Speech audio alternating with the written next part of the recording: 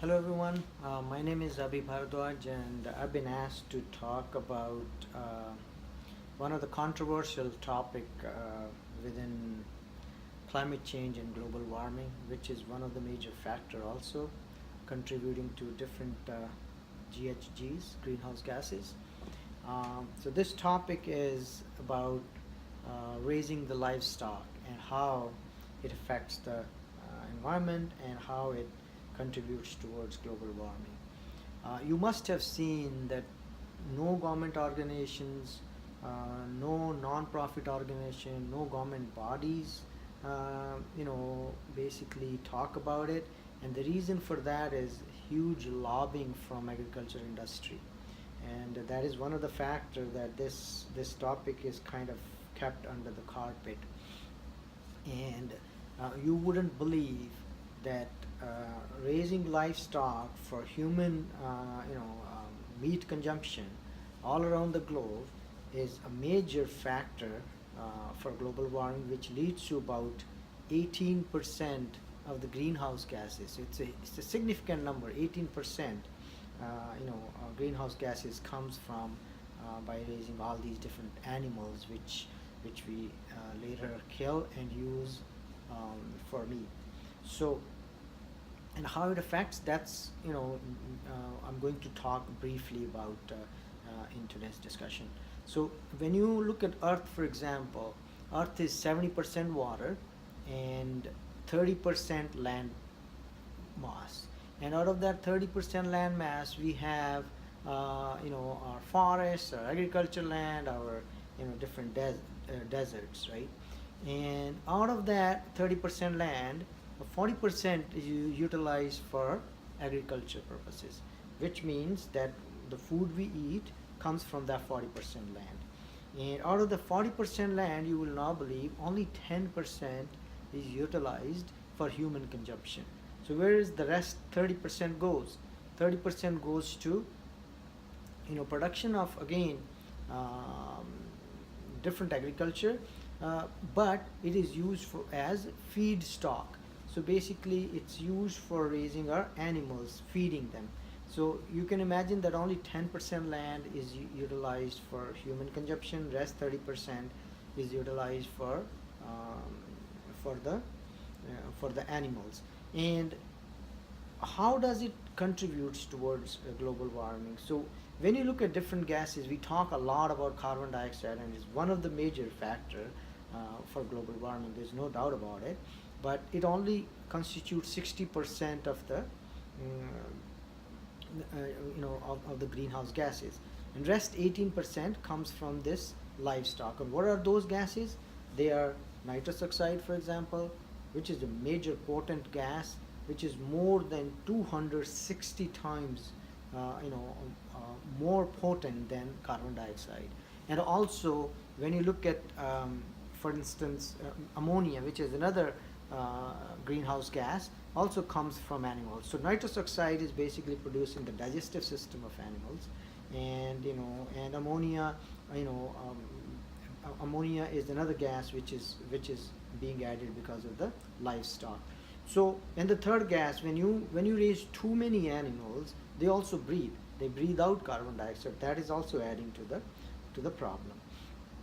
And when you look at now, when we say that we eat meat, it's good for our health, but that is not true also. Non-vegetarian diet is the most unhealthy diet. It has been proved, research after research, that non-vegetarian diet is not healthy for humans. And I can tell you why. Because when we raise these animals, what we do, we inject them with the antibiotics, and so that the animal doesn't get any bacterial diseases. But when we eat the same meat, we introduce those antibiotics in our system now. So when we are attacked by any bacteria, what happens? Our body immune system goes down, and we already have those antibiotics within us, and those bacteria gets quickly resistant to those antibiotics. We need more stronger antibiotics to save ourselves because we have so much in our system. Second part, when we raise these animals, we try to grow them as quickly as possible so that we could eat more meat. and we can sell more meat. What happens? We inject them with growth hormones. And what happens when we eat the same burgers and same meat? The growth hormones goes inside our body and it makes it fat. If you look at the United States, for example, 80% of the population is overweight. Reason for that is the meat we eat. And the growth hormone is going inside our body, and there's uncontrolled growth happening. So that is the second factor. Third health factor, if you look at, they use more pesticides and more herbicides and more fertilizers to grow extra crops now we need for these animals. What does that do? That also contributes to going groundwater is being polluted by that, and when it goes into our system, either through water or food, we get different kind of cancers. So non-vegetarian diets actually leads to cardiovascular diseases. It actually leads to different kind of cancers, and it's the most unhealthy diet ever. And we do not realize that. What we're trying to do is we are making entire population of human population unhealthy. And what we can do basically just make a switch from non-vegetarian to vegetarian diet, and how would affect the environment, and how would it affect